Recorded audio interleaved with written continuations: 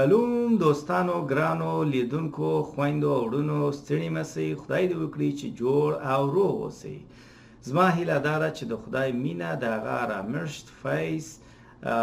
سوله او د هغه برکتونه او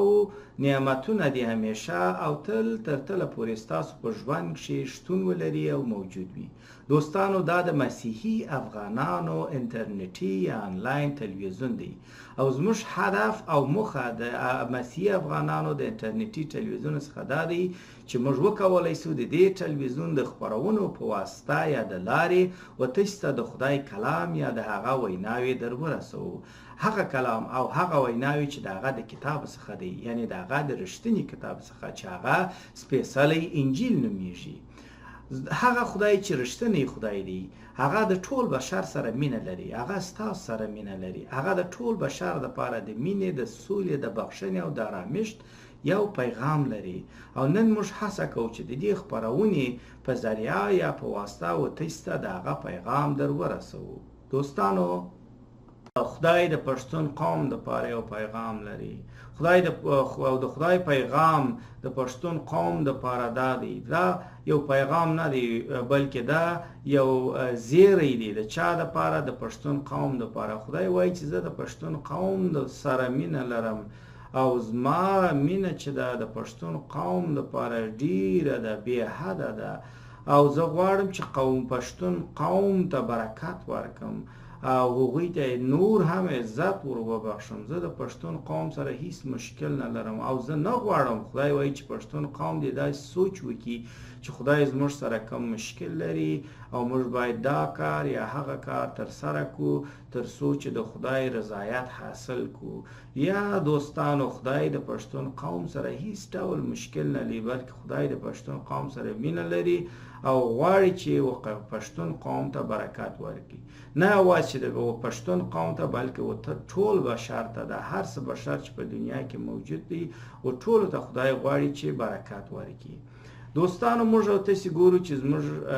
او تاسې پښتانه وروڼه او خویندې دوی ډیر کوشش کوي چې خدای ته ورسیږي یعنی 15 وخته لمونځ کوي روژې نیسي حج ته ځي حجونه کوي او داسې نور ډیر کارونه کوي او زیارتونه ته ځي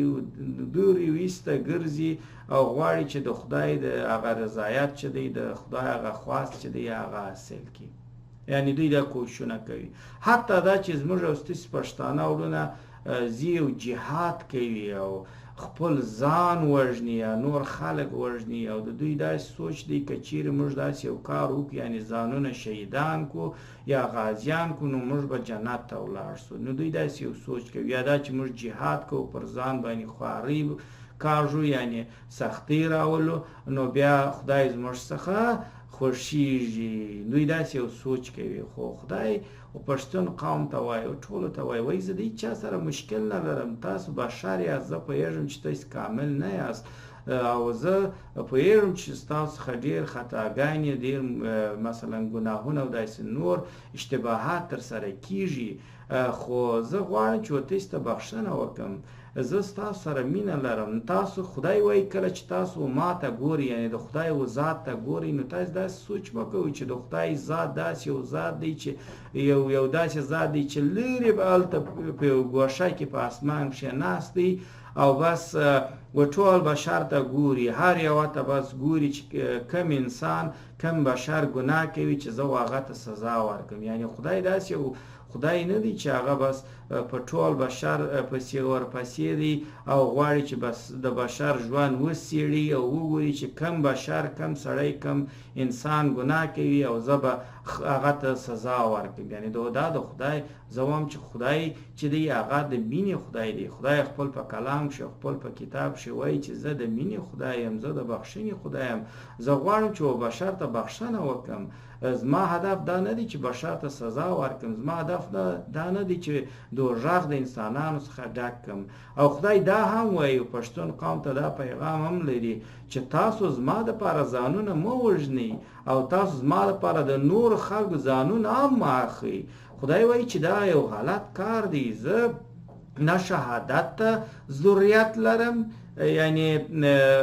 او نه هم د چا و غازیتوب ته ضرورت لرم، زه دغو شیانو ته ګر سره کوم ضرورت کوم احتیاج نه لرم، بلکې خدای وایي چې زه غواړم چې تاسو د خلکو سره مرسته وکړئ، تاسو د خلکو سره مینه وکړئ، تاسو خلکو ته بخښنه وکړئ، تاسو د خلکو لاس واخلئ. خدای څه وایي؟ خدای وایي چې تاسو د دې پر ځای چې زما په خاطر دي، یعنی دا خلک د خدای پر ضد دي، نو باید چې دوی مردار سي یا موږ باید هغوی له منځه یوسو. وایي د دې کار په عوض تاسو د هغو خلکو ته بخښنه وکړئ، او هغه خلک چې خدای وایي هغه خلک چې زما پر خلاف دي، هغه خلک چې ګر سره زما پر خلاف ویل کوي یا داسې بد اعمال تر سره کوي، تاسو وایي د هغو خلکو ته بخښنه وکړئ او هغه خلک و ما ته پرېږدئ. زه قاضي یم او زه هغوی ته چانس ورکوم، فرصت ورکوم، تر څو هغوی ما وپېژني او خپل د دغه بد ویناو کارونه او اعمالو څخه لاس واخلي او ما ته راواوړي او ما ته راسي او زما پیغام چې د پینې او بخښنې پیغام دی هغه قبول کړي او زما غېږ ته راسي. خدای وایي چې زه خلکو ته فرصت ورکوم، زه نه غواړم چې دا خلک ووژنم. دا کار زما دپاره ډېر یو عادي او ساده کار دی چې دا ټول بشر په دا یوه ثانیه کې مړ کړم، خو خدای وایي زه دا کار نه کوم، زه بشر ته فرصت ورکوم. نو تاسو چې انسانان یاست او کله چې تاسو وینئ چې یو سړی د خدای پر ضد دی، د خدای پر ضد خبرې کوي یا هغه څه چې خدای ویلي دي هغه نه ترسره کوي، نو تاسو هغه ته سزا مه ورکوئ، د هغه څخه غټ چې انتقام مه اخلئ، هغه خلک مه وژنئ، د خلکو پر ضد جهاد مه کوئ، ځانونه زما دپاره مه وژنئ، نور خلک زما دپاره مه وژنئ، بلکې تاسو د خلکو سره مینه وکړئ، د خلکو سره خدمت وکړئ. او که چیرې ستاسو په وسه کیږي نو هغو خلکو ته رهنمایي او لارښوونه وکړئ. دا د خدای پیغام دی د پښتون قوم دپاره. تاسو وګورئ چې دا د کوم خلک چې په افغانستان کې جنګیږي، دا طالبان چې دي زیاتره پښتانه دي او دوی وایي موږ د خدای دپاره غیرت لرو، موږ غواړو چې د خدای دپاره وجنګیږو، موږ غواړو چې د خدای دپاره جهاد وکړو، دا پر موږ باندې فرض دی او موږ غواړو چې د خدای دا فرض پر ځان باندې ادا کړو. او جهاد بیا څه شی دی؟ خپل ځان د خدای دپاره ووژنه، ځان وژنه وکړه یا په جنګ کښې ځان شهید که یا نور خلک ووژنه او بیا پر ځان باندې د غازي نوم کښېږده. دې ته وایي جهاد. او وایي موږ دا جهاد د چا دپاره کوو؟ د خدای دپاره کوو. خدای وایي چې زه دا جهاد نه غواړم، دا جهاد زما د خوا څخه نه دی، تاسو خطا وتلي یاست. هغه کتاب چې تاسو وایاست یا لولئ هغه زما د خوا څخه نه دی، هغه آیتونه او هغه حدیثونه چې تاسې فکر کوئ یا داسې سوچ کوئ چې د خدای د خوا څخه دي، هغه زما د خوا څخه نه دي.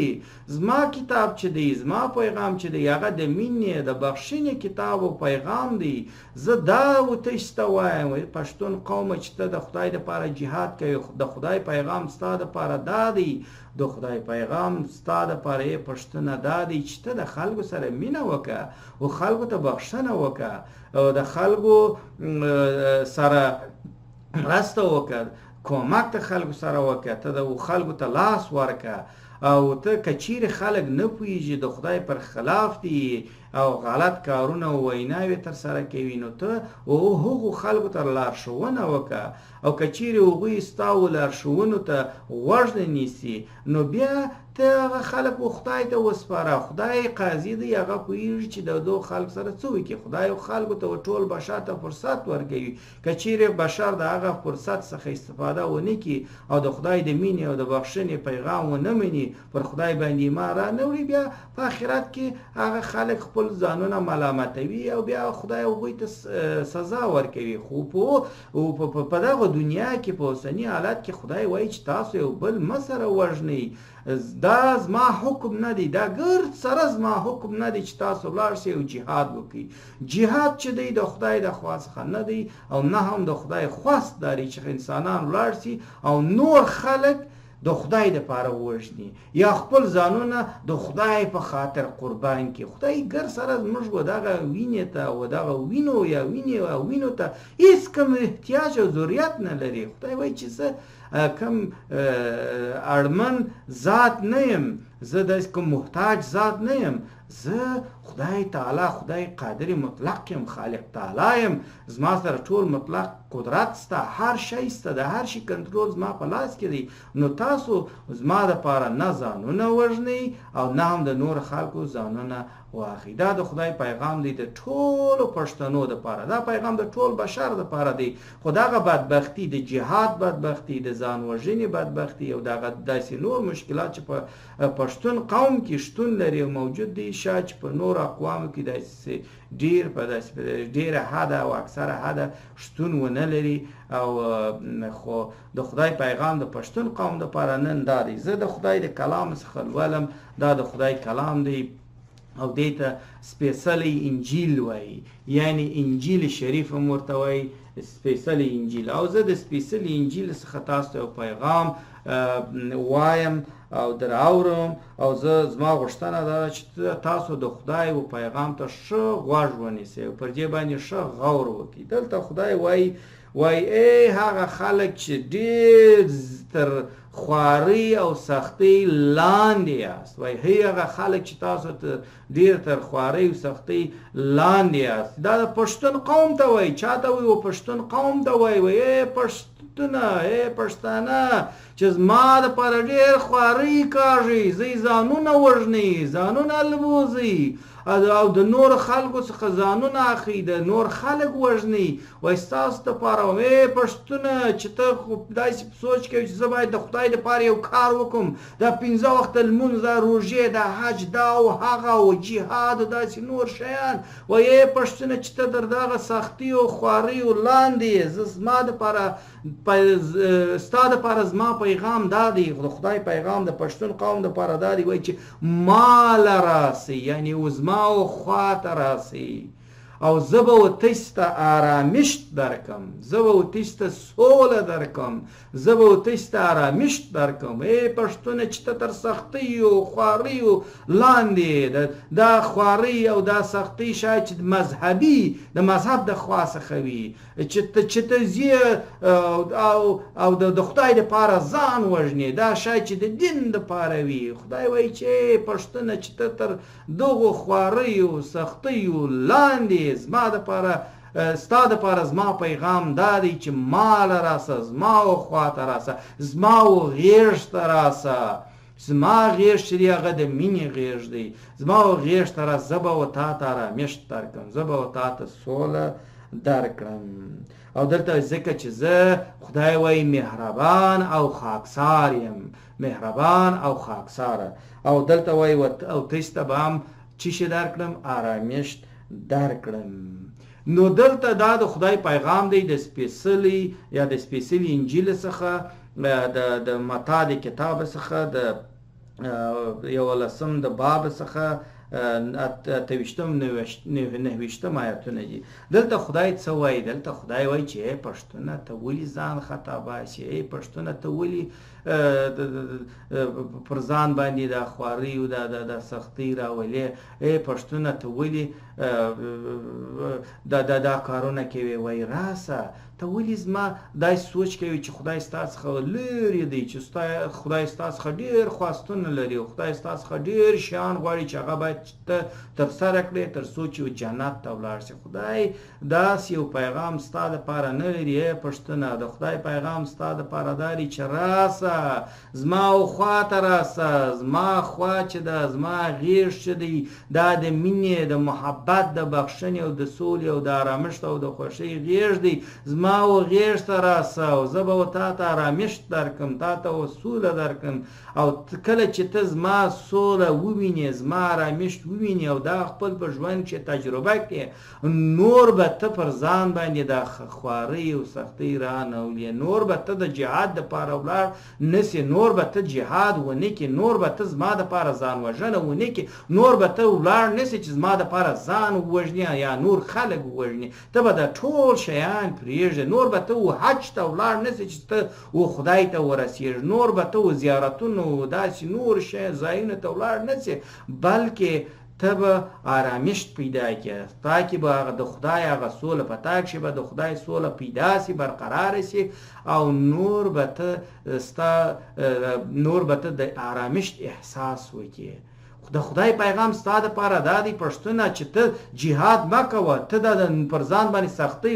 خوارۍ مه راوله، ته داسې سوچ مه کوه چې خدای ستا څخه لرې دی. د خدای پیغام ستا دپاره پښتونه دا دی چې زما دا مینه او سوله در واخه، زما دا آرامشت در واخه، ځان آرام که، خپل سوچ او فکر آرام که، د خدای سوله خپل په زړه کښې خپل په زړه کښې ځای ورکه، د خدای وسولې ته خپل په زړه کښې ځای ورکه، د خدای د سولې څخه کار واخه، د خدای د آرامښت څخه کار واخه، راسه د خدای دغه سوله او آرامښت، د خدای دغه مینه تجربه که. کله چې یو پښتون د خدای پیغام واوري، د خدای هغه رښتینی پیغام، نه دا درواغجن پیغام چې وایي ولاړ شه جهاد وکړه، نه دا درواغجن پیغام چې وایي د خدای دپاره ځان ووژنه، نه دا درواغجن پیغام چې وایي ته باید 15 وخته لمونځ وکړې، دا وکړې، هغه وکړې، بیا نو ته خدای ته رسېږي، بیا خدای ستا څخه خوشحالېږي، یا ته باید چې حج ته ولاړ شې ستا ګناهونه در وبخښل سي. هغه د خدای پیغام نه دی، هغه د یو درواغجن پیغام دی. د خدای پیغام ستاسو دپاره څه شی دی؟ د خدای پیغام ستاسو دپاره دا دی چې راسئ زما مینه، زما سوله، زما آرامښت تجربه کړئ. کله چې تاسو د خدای مینه، د خدای آرامښت او د خدای سوله تجربه کړئ، یعنی دا په ځان کې عملي کړئ، نو به دا د خدای مینه او آرامښت او سوله و تاسو ته به څه شي درکړي؟ سوله به درکړي، تاسو ته به آرامښت درکړي، او تاسو به په دې وتوانیږئ چې د نورو سره مینه وکړئ. د دې پر ځای چې خلک د خدای دپاره وژنئ، یا پر خلکو باندې قضاوت وکړي، یا د دین او مذهب په خاطر خلکو ته سزا ورکړي، د دې پر ځای به، د دې په عوض به تاسو د خلک سره مینه وکړئ. خو تاسو هله پر دې باندې دا توان حاصلوئ چې دا کار ترسره کړئ چې تاسو د خدای هغه مینه د خدای څخه، یوازې د چا څخه؟ د خدای د ذات څخه حاصل کړئ. نو د خدای پیغام ستاسو دپاره دا دی، د ټولو پښتنو دپاره، ای پښتونه راسه د خدای دا کلام ومنه. خدای چې دی رښتینی خدای، هغه د مینې، هغه د بخښنې خدای دی، هغه د سولې خدای دی، هغه د آرامښت خدای دی، هغه د خوښۍ او د خوشحالۍ خدای دی. هغه خدای د جهاد خدای نه دی، هغه خدای د وژنو خدای نه دی، هغه خدای د سختیو خدای نه دی، هغه خدای د حج خدای نه دی، هغه خدای د زیارتونو خدای نه دی، هغه خدای د سنګسارو د لاس د پرې کولو، د غاړې د غوڅولو او د اعدامونو، د وژنو او د داسې نورو شیانو او ظلمونو خدای نه دی. خو هغه خدای د مینې او بخښنې خدای دی. هغه د ټول بشر سره مینه لري او غواړي چې ټول بشر ته خپل مینه ورښکاره کړي. او هغه خدای نن ستا سره خبرې کوي، د دغې خپرونې په واسطه، دغه ټلویزیون په واسطه، د مسیحیانو،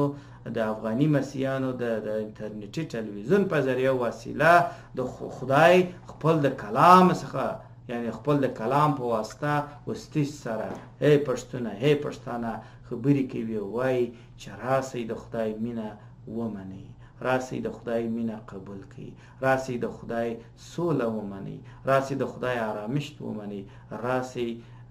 د خدای وسولې ته و مینې ته و آرامښت ته هو وایاست. د خدای سوله تجربه کړئ، د خدای مینه تجربه کړئ، د خدای آرامښت تجربه کړئ. د خدای سوله، مینه او آرامښت به ستاسو زړونو ته او سوچونو او فکرونو ته، ستاسو بدنونو ته به آرامښت، سوله او مینه درکړي، او تاسو هم پر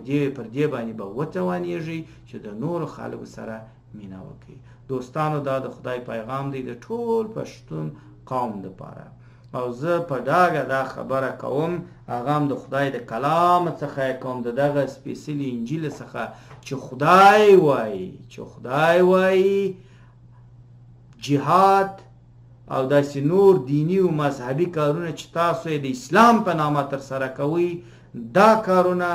او دا دین زما د خوا څخه نه دی. زه مینه یم، زه سوله یم، زه بخښنه او آرامښت یم، او زما قانون چې دی، زما کتاب چې دی، او زما هغه لاره چې ده، هغه د مینې، د سولې، د بخښنې او د آرامښت لاره ده. که چیرې تاسو غواړئ چې په رښتیا سره خدای ومنئ او که چیرې تاسو په رښتیا سره غواړئ چې د خدای څخه برکت حاصل کړئ، که چیرې تاسو غواړئ چې د خدای د مینې څخه، د بخښنې څخه، د سولې څخه، د آرامش څخه برخمن سئ، نو راسئ په رښتیني او حقیقي خدای باندې ایمان راولئ. هغه خدای چې د ټولو جنګونو، بدبختیو او قضاوتونو او داسې کړکېچونو پر ضد دی. هغه خدای چې د مینې خدای دی، د سولې خدای دی، د بخښنې خدای دی، د آرامش خدای دی. بیا هم تکرار کوم، ای پښتونه، دا یو وخت دی، راسه راویښ سه او خپل خدای وپېژنه. هغه خدای چې و تا ته وایي چې جهاد وکړه، هغه ستا خدای نه دی. هغه خدای چې تا ته وایي چې سنګسار وکړه، خلک په ډبرو ووژنه، یا د خلکو لاسونه ورپرې کړه، غاړې ورپرې کړه، یا خلک ووژنه د دین په نامه، هغه خدای ستا خدای نه دی. هغه خدای وایي چې خپل د ګناهونو د بخښنې دپاره حج ته راسه، مکې ته راسه، هغه خدای نه دی. خدای په هر ځای کې حاضر دی چې سړی خپل خوله خلاصه کړي او توبه وکړي، خدای به ورته بخښنه وکړي. زما خدای هغه حقیقي خدای چې په رښتیا سره خدای دی، هغه خالق تعالی، هغه خدای وایي چې زه همدا اوس غواړم چې ستا سره مینه وکړم، ستاسو ګناهونو ته بخښنه وکړم، او زه غواړم تا ته آرامښت او سوله درکړم. نو پښتونه، تصمیم او پریکړه ستا په لاس کې ده. که چیرې ته وغواړې نو کولی شي چې همدا اوس د خدای څخه دا برکت حاصل کړي، او نور به ته هغه پخوانی پښتون نه چې جهاد کوي او د خلکو پر ضد دی او بد کارونه کوي، بلکې ته به داسې یو پښتون اوسې چې د خلکو سره به مینه وکړي، د خلکو ته به آرامښت ورکړي، د خلکو د سولې په هکله به سوچ وکړي، او خلکو ته به فرصت ورکړي، بخښنه به ورته وکړي، او د خلکو سره به مرسته او کومک وکړي. نو پښتونه، راسه دا پریکړه او دا تصمیم همدا نن یا همدا اوس ونیسه. مننه دوستانو، د مسیح افغانانو انټرنیټي تلویزیون ستاسو ټلویزیون دی او ستاسو په خدمت کې دی. که چیرې تاسو غواړئ چې زموږ سره تماس ونیسئ، چې نو په دا لاندو شمیرو او داسې نور ادرسونه لکه د وایبر او واتساپ او ایمیل او داسې نور ادرسونه چې درته ورکړل شوي دي، دغو ادرسونو او شمیرو په ذریعه او واسطه زموږ سره اړیکه ونیسئ. موږ به خامخا ستاسو سره خبرې وکړو، او که چیرې کوم پوښتنه، پیشنهاد یا کومه غوښتنه لرئ، هغه هم کولی شئ زموږ سره شریکه کړئ. مننه. زموږ خپرونه همدلته پای ته رسیږي، تر بلې خپرونې پورې چې بیا هم ستاسو حضور ته د یوې نوې خپرونې او د یو نوې موضوع سره حاضریږو. تاسو ټول پر مسیح عیسی باندې چې هغه لوی څښتن او زموږ لوی مالک او ژغورونکی دی ورسپارم. مسیح عیسی مو مل شه. ښه ورځ او ښې چارې. آمین.